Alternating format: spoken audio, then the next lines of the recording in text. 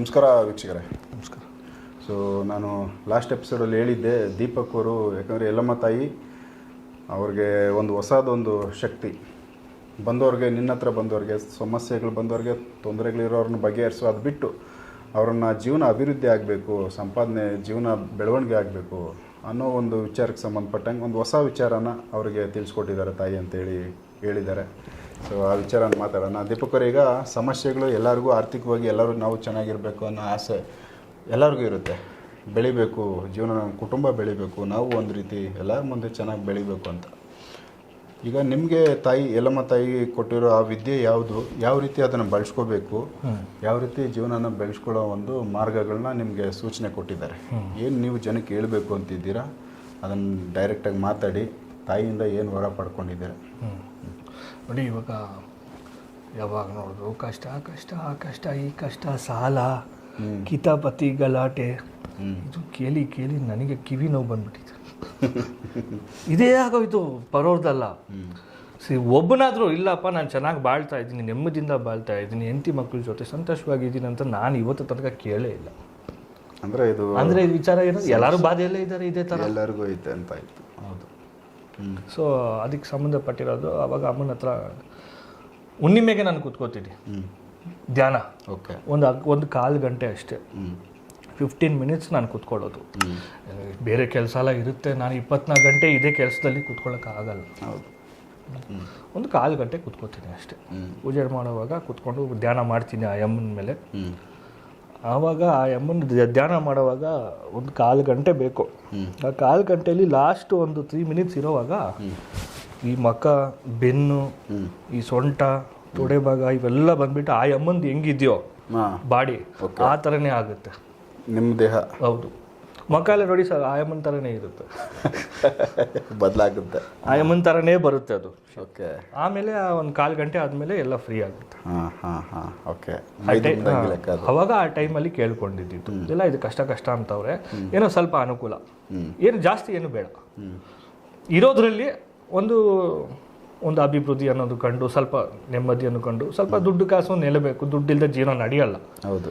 ಇವಾಗ ಸಿಟಿಯಲ್ಲಿ ಇರೋರಿಗೆ ದುಡ್ಡೇ ಮೇನ್ ಬೇಕು ಎಲ್ಲರಿಗೂ.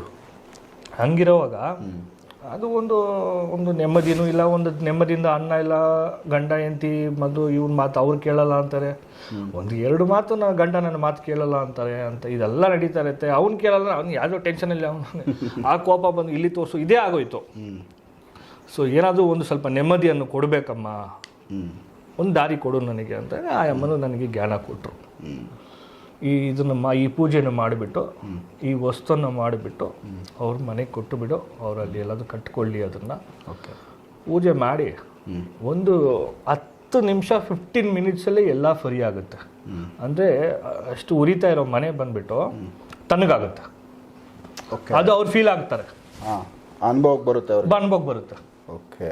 ಇದು ಬೆಟರ್, ಯಾಕಂದರೆ ಇದು ಆ ಚೇಂಜಸ್ ಕಾಣಿಸ್ಬೇಕು, ಅವ್ರಿಗೆ ಕಾಣಿಸ್ಬೇಕು. ನಾನು ಬಂದೆ, ಏನೋ ಒಂದು ಮಾಡಿದೆ, ಏನೋ ಒಂದು ಓದೆ ಅಂದ್ರೆ ಏನು ಅರ್ಥ? ಅವ್ರಿಗೂ ಕಣ್ಣಿಗೆ ಕಾಣಿಸ್ಬೇಕು, ಇಲ್ಲ ಒಂದು ಫೀಲಿಂಗ್ ಆದರೂ ಬರಬೇಕು. ಆಗ ಏನೋ ಒಂದು ಬದಲಾವಣೆ ಆಯ್ತು. ಅವ್ರು ಏನು ಹೇಳಲ್ಲ, ಯಾಕಂದ್ರೆ ಇದು ಚೇಂಜ್ ಆಗೋಯ್ತು. ಓಕೆ. ಚೇಂಜ್ ಆಗೋಯ್ತು, ಅವ್ರು ಏನು ಹೇಳಲ್ಲ, ಸುಮ್ಮನೆ ನಿಂತಿರ್ತಾರೆ. ಆವಾಗ ನಾನೇ ಕೇಳ್ತೀನಿ, ಏನಮ್ಮ ತಲೆ ಸುತ್ತಲು ಬರ್ತಾ ಇದೆಯಾ, ಇಲ್ಲ ಮಲ್ಕೋಬೇಕು ಅಂತ ಇದೆಯಾ, ಇಲ್ಲ ದರಿದ್ರ ಹೊಡೆದಂಗೆ ಇದೆಯಾ, ಇಲ್ಲ ಲಕ್ಷ್ಮಿನೇ ಬಂದಂಗೆ ಇದೆಯಾ, ಯಾವ ಥರ ಅನುಭವ ಆಯಿತು ಅಂತ ನಾನು ಕೇಳ್ತೀನಿ. ಇವಾಗ ಅವರು ಇವತ್ತಂಗ ಎಲ್ಲ ಪಾಸಿಟಿವ್ ಆಗಿ ಕೊಟ್ಟವ್ರೆ. ಫಸ್ಟ್ ಪೂಜೆ ನಾನು ಒಬ್ಬರಿಗೆ ಮಾಡಿದ್ದು, ಇದು ನನ್ನ ಲೈಫ್ ಟೈಮಲ್ಲಿ ಇದೆ ಫಸ್ಟ್ ಮಾಡಿ ಅಂತ ಅವ್ರು ಕೊಟ್ಟಿದ್ದು. ಆ ವಸ್ತು ಕೊಡ್ತೀನಲ್ಲ ಮನೆಗೆ, ಇದು ಅಷ್ಟಲಕ್ಷ್ಮಿ, ಆ ಅಮ್ಮನೆ ಬಂದಂಗೆ ಇದು. ಓಕೆ.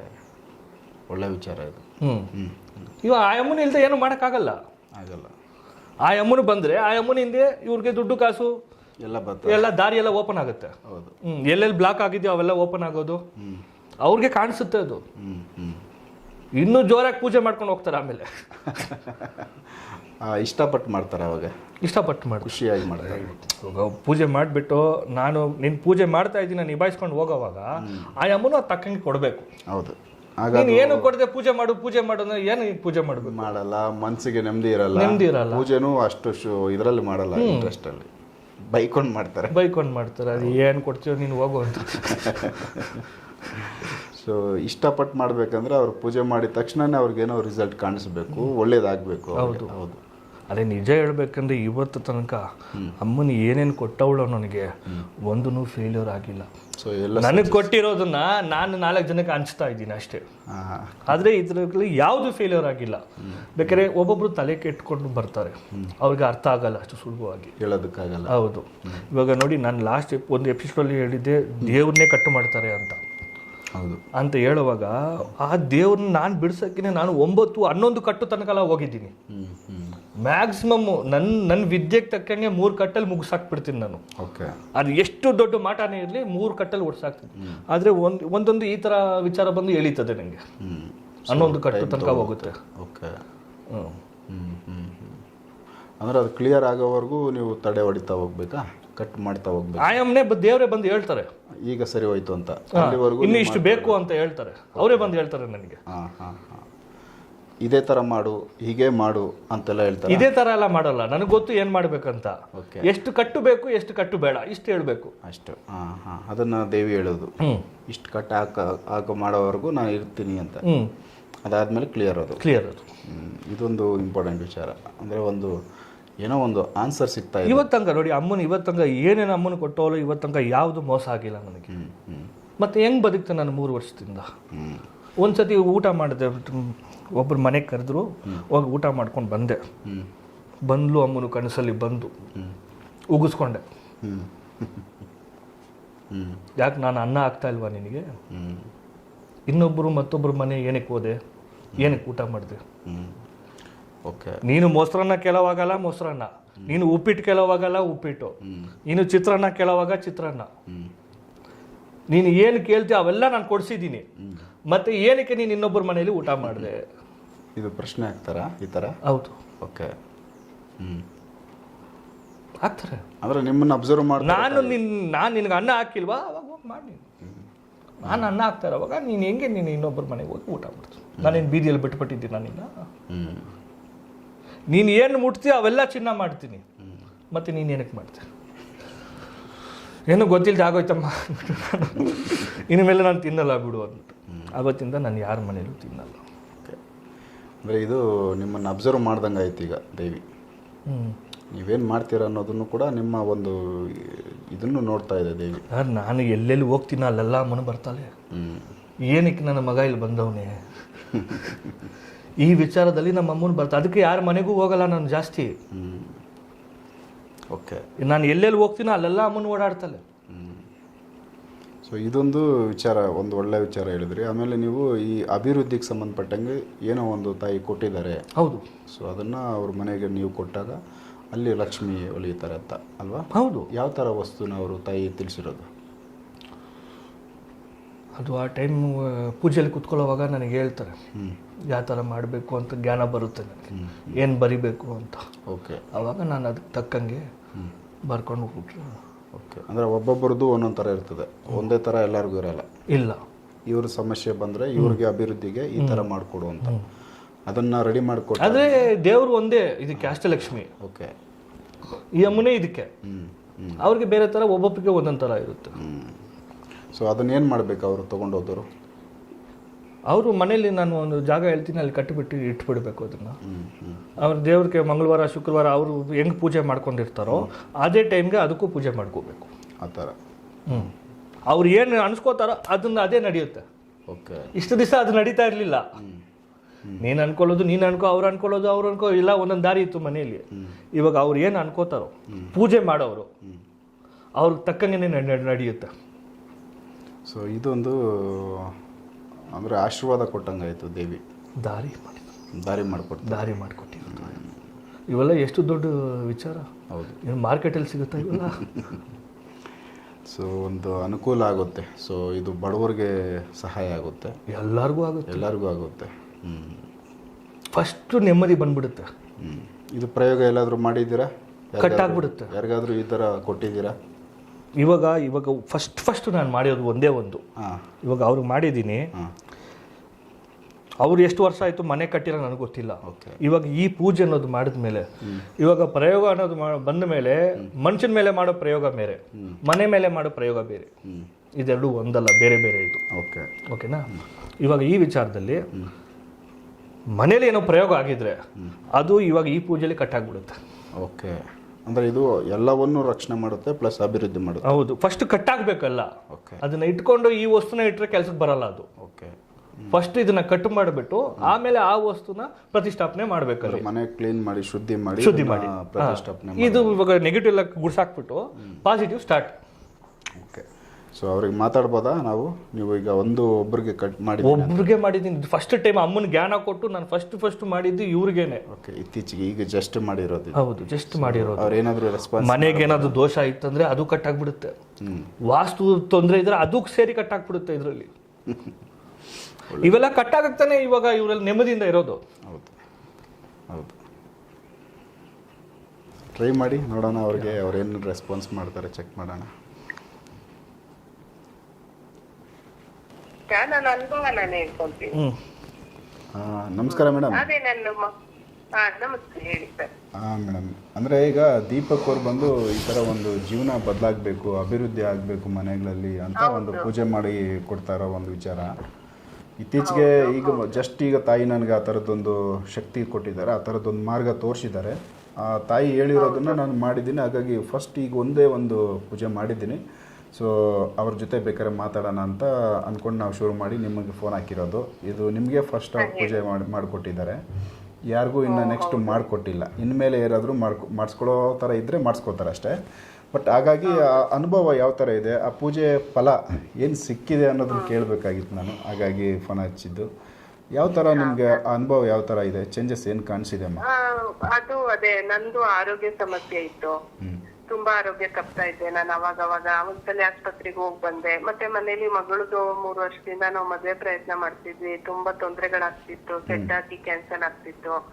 ಅದು ತುಂಬಾ ತೊಂದರೆ ಇತ್ತು. ಮನೇಲಿ ಒಂಥರ ಅಶಾಂತಿ, ನೆಮ್ಮದಿ ಇಲ್ಲ, ಒಂಥರ ಅವಾಗ ಜಗಳಾಗ್ಬಿಡೋದು, ಮನಸ್ತಾಪಗಳಾಗೋದು, ಈ ತರ ಎಲ್ಲ ಆಗ್ತಿತ್ತು. ಆಮೇಲೆ ನಿಮ್ ಇದ್ರಲ್ಲೇ ನೋಡ್ಕೊಂಡು ಅವ್ರನ್ನ ಅಡ್ರೆಸ್ ತಗೊಂಡ್ ಹೋಗಿ ಅಲ್ಲಿ ಒಂದು ಸಣ್ಣ ಪೂಜೆ ಮಾಡ್ಕೊಟ್ರು. ಅದರಿಂದ ಫಸ್ಟ್ ಸಮಾಧಾನ ಸಿಕ್ತು ನಮ್ಗೆ. ಆಮೇಲೆ ಇನ್ನೊಂದು ಮಾಡಿದಾಗ ನನ್ನ ಆರೋಗ್ಯ ತುಂಬಾ ಚೆನ್ನಾಗಿ ಇಂಪ್ರೂವ್ಮೆಂಟ್ ಆಯ್ತು. ಆಮೇಲೆ ನಮ್ಗೆ ನಂಬಿಕೆ ಬಂತು, ಇವ್ರು ಚೆನ್ನಾಗ್ ಮಾಡ್ಕೊಡ್ತಾರೆ ಅಂತ ಹೇಳಿ ಕೇಳ್ಕೊಂಡ್ವಿ. ನಮ್ಮ ಮನೆಗೂ ಬಂದು ಮಾಡ್ಕೊಡಿ, ಮಗಳಿಗೂ ಹಿಂಗೆ ಮದ್ವೆ ಸೆಟ್ ಆಗ್ತಿಲ್ಲ ಅಂತ. ಅವ್ರತ್ರ ಹೋಗಿ ಎಲ್ಲಾ ಮಾಡಿಸ್ತಾ ಅಮ್ಮನ್ಗೆ ಒಂದು ಮುಡುಪ್ ಕಟ್ಕೊಳ್ಳಿ ಅಂದ್ರು, ಮುಡುಪ್ ಕಟ್ಕೊಂಡ್ವಿ. ಅಮ್ಮಂಗ್ ಬೇಡ್ಕೊಳ್ಳಿ ಅಂದ್ರು, ಬೇಡ್ಕೊಂಡ್ವಿ. ಎಲ್ಲ ಮಾಡ್ತಾ ಮಗಳಿಗೆ ಮದ್ವೆನೂ ಸೆಟ್ ಆಯ್ತು ನಮ್ದು.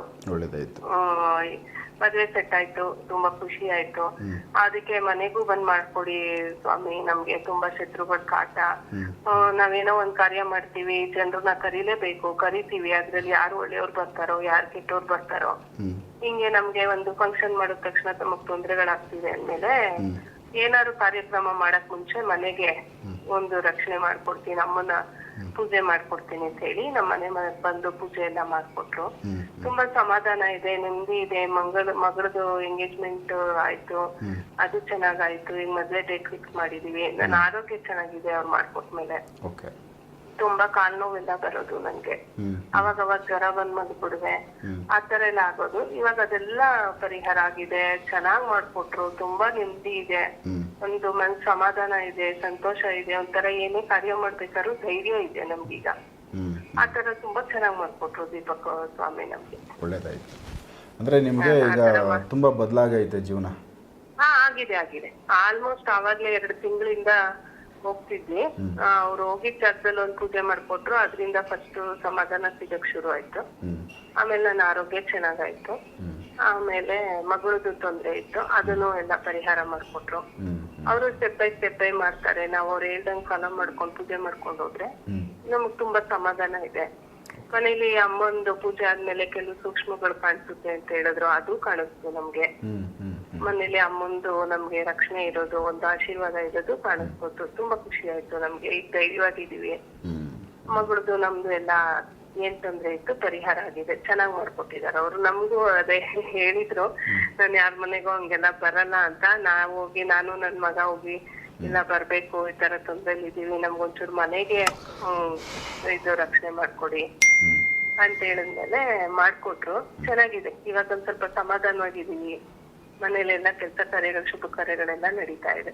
ಒಳ್ಳೇದಾಯ್ತಮ್ಮ, ನಿಮ್ ಜೊತೆ ಮಾತಾಡಿ ನಮಗೂ ಖುಷಿ ಆಯ್ತು. ಹೌದಾ, ಥ್ಯಾಂಕ್ ಯು. BP ಶುಗರ್ ನಾವು ನಿಮ್ ಮೀಡಿಯಾದಲ್ಲಿ ನೋಡ್ಬಿಟ್ಟೆ ಹೋಗಿದ್ದು ಅವ್ರ ಹತ್ರ. ಒಳ್ಳೇದಾಯ್ತು. ಆಮೇಲೆ ಈಗ ಪ್ರೋಗ್ರಾಮ್ ಎಲ್ಲ ತುಂಬಾ ನೋಡ್ತೀವಿ ನಾನು ನನ್ನ ಮಗ. ಓಕೆ, ಒಳ್ಳೇದಾಯ್ತು. ಈಗ BP ಶುಗರ್ ಯಾವ ಥರ ಐತೆ ನಿಮ್ಮದು? ಶುಗರ್ ನಂಗೆ BP ಇರ್ಲಿಲ್ಲ, ಶುಗರ್ 10 ವರ್ಷದಿಂದ ಇತ್ತು. ಯಾವಾಗೂ 250 ಮೇಲೆ ಹೋಗ್ಬಿಡೋದು, ಅದೊಂದು ಪ್ರಾಬ್ಲಮ್ ಆಗೋದು. ಇವಾಗ ಅವ್ರು ಹೇಳಿದ್ರು 200 ಒಳಗೆ 156 ರೇಂಜಲ್ಲೇ ಇರುತ್ತೆ ಬಿಡಮ್ಮ ಇನ್ಮೇಲೆ ಅಂತ. ಹಂಗೆ ಇದೆ, ಶುಗರ್ ಕಂಟ್ರೋಲ್ ಆಗಿದೆ, ಆ ಕಡೆ ಈ ಕಡೆ ಕಂಟ್ರೋಲ್ ಆಗಿದೆ. ಒಳ್ಳೇದಾಯ್ತು. ಓಕೆ, ಸೊ ಇದೊಂದು ವಿಚಾರ ನಿಮ್ಮ ಜೊತೆ ಮಾತಾಡಬೇಕಿತ್ತು, ಹಾಗಾಗಿ ಫೋನ್ ಹಚ್ಚಿದ್ವಿ. ತುಂಬ ಖುಷಿ ಆಯಿತು ನೀವು ಮಾತಾಡಿ ನಮ್ಮ ಜೊತೆ. ಇದನ್ನು ಪಬ್ಲಿಕ್ಕಿಗೂ ನಾನು ತೋರಿಸೋ ಪ್ರಯತ್ನ ಮಾಡ್ತೀನಿ. ಸೊ ನೆಕ್ಸ್ಟ್ ಇದೊಂದು ಇನ್ನೂ ಒಂದು ನಿಮ್ಮ ಸ್ಟೆಪ್ಪು ಒಳ್ಳೇದಾಗಲಿ, ಆ ತಾಯಿ ಆಶೀರ್ವಾದ ನಿಮ್ಮ ಕುಟುಂಬಕ್ಕೆ ಸಿಗಲಿ, ಒಳ್ಳೇದಾಗಲಿ. ಹೌದು ಹೌದು, ಅವರಿಂದ ಆಶೀರ್ವಾದ ನಮಗೂ ಸಿಕ್ಕಿದೆ, ತುಂಬಾ ಸಂತೋಷ ಆಯ್ತು. ಓಕೆ, ಥ್ಯಾಂಕ್ಸ್ ಅಮ್ಮ. Okay, thank you. ವೀಕ್ಷಕರೇ, ಇದೊಂದು ವಿಚಾರ, ಯಾಕಂದರೆ ನಿಮಗೆ ಡೈರೆಕ್ಟ್ ಪ್ರಾಕ್ಟಿಕಲಾಗಿ ದೀಪಕ್ ಅವರು ಮಾಡಿಕೊಟ್ಟಿರೋ ಇದು ಫಸ್ಟ್ ಪೂಜೆ ಅಂತ ಹೇಳಿದರು. ಅವರು ಕೂಡ ಸಕ್ಸಸ್ ಆಗೈತೆ, ಫಸ್ಟ್ ಪೂಜೆನೇ. ಬಟ್ ಅವ್ರಿಗೆ ರಿಸಲ್ಟ್ ಸಿಕ್ಕಿದೆ. ಅದರಲ್ಲಿ ಒಂದು ವಿಚಾರ ಅವ್ರು ಹೇಳಿದ್ರು, ಶುಗರ್ ಅವ್ರಿಗಿತ್ತು 10 ವರ್ಷದಿಂದ, ಸೊ ಅದು ನಾರ್ಮಲ್ ಸ್ಟೇಜಲ್ಲಿ ಬಂದಿದೆ ಅಂತ.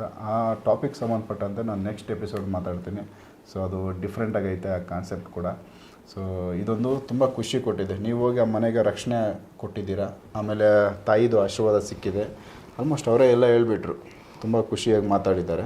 ಸೊ ಇದೊಂದು ಅಭಿವೃದ್ಧಿ ಆಗೋದಕ್ಕೆ ಸಂಬಂಧಪಟ್ಟಂತೆ ಮನೆಯಲ್ಲಿ ನೀವು ಹೋಗಿ ಪೂಜೆ ಮಾಡಿಕೊಡೋದು. ಈಗ ಪ್ರೆಸೆಂಟ್ ಯಾರಾದರೂ ನಮ್ಮನೆಗೂ ಬರ್ರಿ ಅಂದರೆ ನೀವು ಅಲ್ಲಿ ಹೋಗಿ ಪೂಜೆ ಮಾಡ್ತೀರಾ? ಮಾಡ್ತೀನಿ. ಅಮ್ಮನ ಮನಸ್ಸು ಕೊಡಬೇಕು, ತಾಯಿ ಆಶೀರ್ವಾದ. ಹೋಗು ಅಂದರೆ ಹೋಗೋದಷ್ಟೇ, ಅಷ್ಟು ಅವ್ರ ಮನಸ್ಸು ಕೊಡಬೇಕು, ನನಗೆ ಬರಬೇಕು ಹೊಲಕ್ಕೆ. ಇಲ್ಲಾಂದರೆ ಇಲ್ಲ. ಓಕೆ, ಈ ಥರ ವಿಚಾರ. ಸೊ ಯಾರಿಗಾದರೂ ನಮ್ಮನೆಗೂ ಕರ್ಸ್ಕೋಬೇಕು ಅನ್ನಂಗಿದ್ರೆ ಸೊ ಸಂಪರ್ಕ ಮಾಡ್ಬೋದು. ಅದಕ್ಕೆ ಮೊದಲು ನಿಮ್ಮ ಹತ್ರ ಬಂದು ಭೇಟಿ ಆಗಿರ್ಬೇಕು. ಒಟ್ಟು ಆ ವಸ್ತು ಕೊಡ್ತೀನಲ್ಲ ಮನೇಲಿ ಪೂಜೆ ಮಾಡ್ಕೊಂಡು ಹೋಗಿ ಅಂತ, ಒಟ್ಟು 5 ದೇವಿಗಳದ್ದು ಪವರ್ ಇರುತ್ತೆ ಅದರಲ್ಲಿ. ಓಕೆ, ಯಾವ ದುಷ್ಟಶಕ್ತಿಗಳು ಒಳಗಡೆ ನುಗ್ಗಕ್ಕಾಗಲ್ಲ. ಯಾವ ಪ್ರೇತ, ಯಾವ ಆತ್ಮ, ಯಾವ ದೋಷ, ಯಾವ ಗ್ರಹ, ಯಾವುದು ನುಗ್ಗಕ್ಕಾಗಲ್ಲ ಒಳಗೆ. ತುಂಬ ಸೇಫ್ಟಿ, ನುಗ್ಗಕ್ಕಾಗಲ್ಲ. ಅಕಸ್ಮಾತ್ ಇವಾಗ ವಿಚಾರ ಹೇಳ್ತೀನಿ, ನಾವು ನಿಮ್ಮ ಮನೇಲಿ ಕೂತಿದ್ದೀವಿ, ಎಲ್ಲ ಕೂತಿದ್ದೀವಿ. ಇವಾಗ ಯಾರು ನೆಂಟರು ಬರ್ತಾರೆ ನಿಮ್ಮ ಮನೆಗೆ, ಅವ್ರ ಮನೇಲಿ ಅವ್ರ ಮೈಯಲ್ಲಿ ಗ್ರಹ ಇದೆ. ಓಕೆ, ಅದೇನಾಗುತ್ತೆ ಇಲ್ಲಿ ಬಂದಾಗ? ದಾರಿ ಸಿಗ್ತಾರೆ ನಿಮಗೆ. ಇವಾಗ ಹೌದು, ನಿಮಗೆ ಗೊತ್ತಿಲ್ಲಪ್ಪ, ನೀವು ಕೂತಿದ್ದೀರಾ, ಅವ್ರ ನೆಂಟರು ಬರ್ತಾರೆ. ಅವ್ರು ಅಲ್ಲಿ ಕ್ರಾಸ್ ಆಗಿದ ತಕ್ಷಣ ಅಲ್ಕೊಬಿಡುತ್ತೆ ಗ್ರಹಣ, ಎಳ್ಕೊಳ್ಳುತ್ತೆ. ಅವ್ರು ಫ್ರೀ ಆಗುತ್ತೆ, ಅವ್ರು ಫ್ರೀ ಆಯ್ತು. ಓ, ಇಷ್ಟು ಈಸಿಯಾಗಿ ಅಲ್ಲಿ ಕ್ಲಿಯರ್, ಅವ್ನಿಗೆ ಪರಿಹಾರ ಆಯ್ತು. ಅಲ್ಲಿಗೆ ಅವ್ನ ಪರಿಹಾರ ಆಗೋಯ್ತು. ಅವ್ನ ಟೈಮ್ ಚೆನ್ನಾಗಿತ್ತು, ಅವನ ಲಕ್ ಚೆನ್ನಾಗಿತ್ತು. ಮನೆಗೆ ಕಾಲಿಟ್ಟು ಕೂಡಲೇ ಅವ್ನ ಪಾಪಗಳು, ಅವನ ಕರ್ಮ, ಅವನ ಏನಂತೀವಿ ಅದು ದೋಷ, ಹೌದು, ನೆಗೆಟಿವ್ ಆಗಿ ಆ ದರಿದ್ರ ಹೋಯ್ತು. ಹೌದು. ಸೊ ಶುದ್ಧಿ ಇದು ಹೆಂಗಂದ್ರೆ ಇದು ಒಂಥರ ಡೈಮಂಡ್ ತರ. ಇದು ಸೂಪರ್. ಇವಾಗ ನೀವು ಎಲ್ಲಾರನ್ನೂ ಪವಿತ್ರ ಮಾಡುತ್ತೆ. ಇದು ಕೆಲಸನೇ ಅದೇ ಮಾಡುತ್ತೆ. ಸೂಪರ್, ಒಳ್ಳೆ ಇದು ಇದೆ.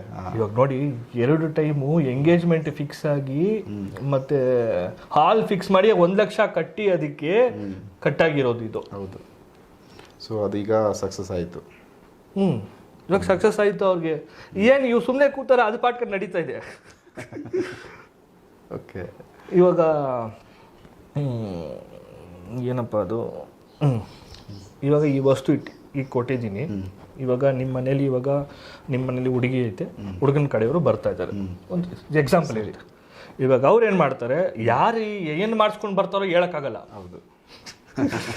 ಇವಾಗ ಅವರು ಇಲ್ಲ, ಹುಡುಗಿ ಕಡೆಯವರು ನಾವು ಹೇಳೋ ಮಾತೆಲ್ಲ ಕೇಳಬೇಕು, ನಾವು ಹೇಳ್ದಂಗೆ ಕೇಳಬೇಕು, ನಾವು ಕೇಳೋದನ್ನ ಕೊಡಬೇಕು ಅನ್ನೋ ಲೆಕ್ಕಾಚಾರದಲ್ಲಿ ಅವ್ರು ಮಾಡಿಸ್ಕೊಂಡು ಬರ್ಬೋದು, ಹೇಳೋಕ್ಕಾಗಲ್ಲ ಇರುತ್ತೆ. ಅವ್ರೇನೋ ಮಾಡಿಸ್ಕೊಂಡು ಏನಾದರೂ ಪಡ್ಕೊಬಿಟ್ಟು ಬಂದ್ಬಿಟ್ರೆ ಎತ್ಕೊಂಡು ಏನಾದರೂ ಹೊಲಕ್ಕೆ, ಅದು ಅಲ್ಲೇ ಕಟ್ಟಾಗ್ಬಿಡುತ್ತೆ. ಆ ಶಕ್ತಿ ಹೌದು, ಅಲ್ಲೇ ಕಟ್ಟಾಗ್ಬಿಡುತ್ತೆ. ಇಲ್ಲ ಅವ್ರಿಗೆ ರಿವರ್ಸ್ ಹೊಡೆದು ಬಿಡುತ್ತೆ. ಈ ರೀತಿ ಅವರೇ ಮತ್ತೆ ಕುತ್ಕೊಳ್ಳೋಕ್ಕಾಗಲ್ಲ, ಎದೊಲಕ್ಕಾಗಲ್ಲ, ಬಾಬಾ ಹೋಗೋಣ ನಮ್ಗೆ ಇಲ್ಲಿ ಅಂತ ಅವರೇ ಕಟ್ಟಾಕ್ಬಿಟ್ಟು ಹೋಗ್ಬಿಡ್ತಾರೆ. ಈ ಥರ ಆಗುತ್ತೆ. ತೊಂದರೆ ಕೊಡಬೇಕು, ಏನಾದರೂ ನೀನು ಏನು ಮಾಡಿಲ್ಲ, ನ್ಯಾಯವಾಗಿ ಬಂದು ಕೇಳಿ ತಗೊಂಡು ಹೋಗ್ತಾ ಇದೆಯಾ, ಅದು ನಡೆಯುತ್ತೆ ಅಂತ ಮಾತ್ರ. ನೀನು ಇದೆಲ್ಲ ಮಾಡಿಸ್ಕೊಟ್ಟು ನೀನು ಬಂದು ತಲೆ ಕೆಡಿಸೋ ಕೆಲಸ ಎಲ್ಲ ಮಾಡೋಕೆ ಹೋದ್ರೆ ಅವ್ರಿಗೆ ಒಕ್ಕರಿಸ್ಬಿಡುತ್ತೆ. ಸೊ ಈ ಥರ ಒಂದು ಅವ್ರು ಮಾಡ್ಕೊಂಡು ಬಂದಿದ್ದು ಅವ್ರಿಗೆ ರಿವರ್ಸ್ ಅಲ್ಲಿಗೆ. ಸೂಪರ್, ಇದು ಒಳ್ಳೆಯ ಒಂದು ಪಾಸಿಟಿವ್ ಪ್ರೊಡಕ್ಷನ್. ಎಲ್ಲ ಕಡೆ ಪ್ರೊಟೆಕ್ಷನ್ ನಿಮಗೆ. ಈ ಕಡೆ ಎಲ್ಲ ಕಡೆ ಪ್ರೊಟೆಕ್ಟ್ ಆದ್ಮೇಲೆ ಈ ಕಡೆ ಅಭಿವೃದ್ಧಿ ಆಗ್ಲೇಬೇಕಲ್ಲ. ಇದು ಮನೆ ಒಳಗಡೆ ಮಾತ್ರನಾ, ಇಲ್ಲ ಮನೆಗೆ ಬರೀ ಮನೆ ಮಾತ್ರ? ವಾಸ ಮಾಡೋ ವ್ಯಕ್ತಿಗಳು ಹೊರಗಡೆ ಹೋದಾಗ ಆ ಪ್ರೊಟೆಕ್ಷನ್ ಇರಲ್ಲ. ಮನೆಯಲ್ಲಿ ಮಾತ್ರ. ಇದು ನಾನು ಹೇಳ್ದಲ್ಲ, ಮನೆ ಬೇರೆ ಮನುಷ್ಯನ್ ಬೇರೆ ಅಂತ. ಹೌದು, ಮನುಷ್ಯನಿಗೂ ಮಾಡ್ಬೋದು, ಅದು ಸಪ್ರೇಟ್. ಓಕೆ, ತುಂಬ ಚೆನ್ನಾಗೈತೆ ಈ ವಿಚಾರ. ಸೊ ವೀಕ್ಷಕರೇ, ಇದೊಂದು ನಿಮ್ಮ ಗಮನಕ್ಕೆ ನಾನು ತೊಗೊಂಬಂದಿದ್ದೀನಿ. ಯಾಕಂದರೆ ಅಭಿವೃದ್ಧಿ ಆಗಬೇಕು ಮನೆ ಅಂತೇಳಿ ತುಂಬ ಆಸೆ ಎಲ್ಲರಿಗೂ ಇರುತ್ತೆ. ಇದೊಂದು ಹೊಸ ವಿಚಾರ, ಅದೊಂದನ್ನು ಹೊಸದಾಗಿ ದೀಪಕ್ ಅವ್ರು ಮಾಡಿದ್ದಾರೆ. ಅದರ ರಿಸಲ್ಟ್ ಕೂಡ ಅವ್ರು ಪಡ್ಕೊಂಡವ್ರು ನಮ್ಮ ಜೊತೆ ಮಾತಾಡಿದ್ರು. ನಿಮ್ಮ ಮುಂದೆ ನಾನು ಈ ಎಪಿಸೋಡ್ ಮಾಡಿದ್ದೀನಿ. ನೆಕ್ಸ್ಟ್ ಯಾರಾದರೂ ದೀಪಕ್ ಅವ್ರನ್ನ ಸಂಪರ್ಕ ಮಾಡೋರು ಅವ್ರ ನಂಬರ್ ಕೊಟ್ಟಿರ್ತೀನಿ, ನೀವು ಮಾತಾಡ್ಕೋಬೋದು. ಇನ್ನೂ ಸ್ವಲ್ಪ ಡೌಟ್ಸು ಕನ್ಫ್ಯೂಸ್ ಇತ್ತಂದರೆ ಡೈರೆಕ್ಟಾಗಿ ಅವ್ರು ಮಾತಾಡ್ತಾರೆ, ಎಲ್ಲ ಡೌಟ್ಸು ಕ್ಲಿಯರ್ ಮಾಡಿಕೊಡ್ತಾರೆ ಅಂತೇಳಿ ನಾವು ಹೇಳ್ತಾ ಸೊ ಈ ಎಪಿಸೋಡ್ ಮುಗಿಸ್ತೀನಿ. ನೆಕ್ಸ್ಟ್ BP ಶುಗರ್ ಈ ವಿಚಾರ ಮಾತಾಡೋದಿತ್ತು, ಅದನ್ನು ನೆಕ್ಸ್ಟ್ ಎಪಿಸೋಡಲ್ಲಿ ಮಾತಾಡ್ತೀನಿ. ಮಿಸ್ ಮಾಡಿದೆ ನೋಡಿ. ನಮಸ್ಕಾರ.